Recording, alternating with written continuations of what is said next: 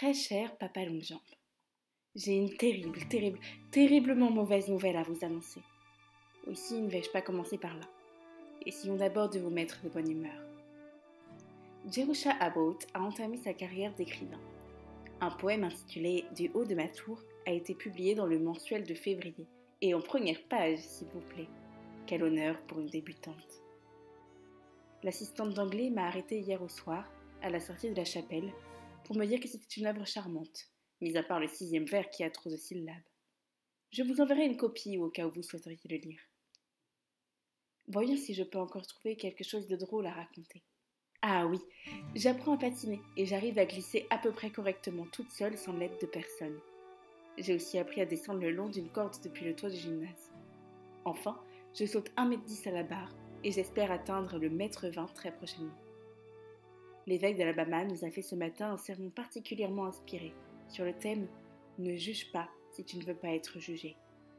Il s'agissait de la nécessité où nous sommes de pardonner aux autres leurs erreurs et de ne pas les décourager par des jugements trop sévères.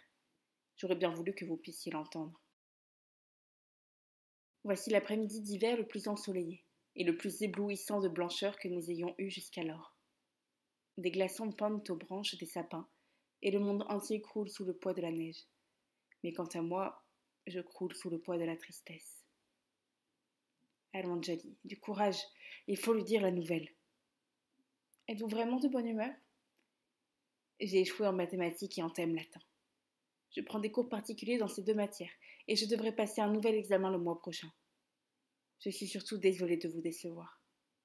Mais autrement, cela m'est égal, parce que j'ai appris un tas de choses qui ne sont pas au programme. J'ai lu 17 romans et des tonnes de poésie. Des romans qu'il faut avoir lus comme La foire aux vanités, Richard Feverel et Alice au pays des merveilles.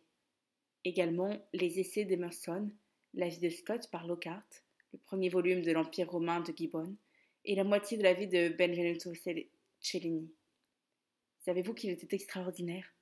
Il sortait tranquillement de chez lui le matin et tuait un homme avant son petit déjeuner. Vous voyez, papa, que j'en sais beaucoup plus qu'un simple échec en latin ne pourrait le laisser supposer. Me pardonnerez-vous cette fois-ci, si je vous promets de ne pas recommencer ? Votre repentante, Jolly.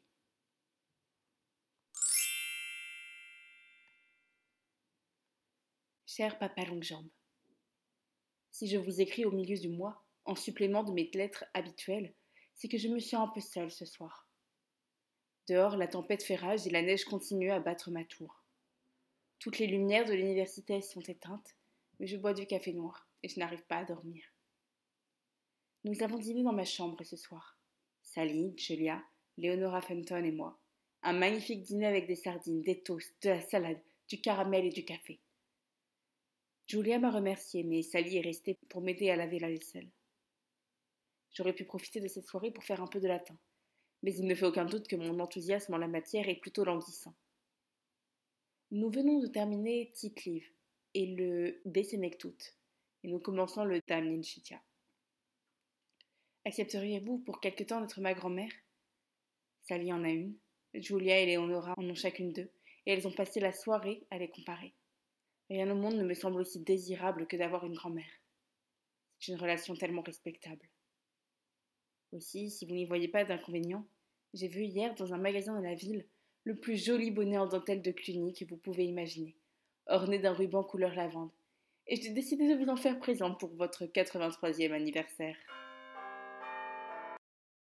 La cloche de la chapelle vient de sonner minuit. Je crois que je commence à avoir sommeil. Bonne nuit, bonne maman. Je vous aime tendrement. Jolly.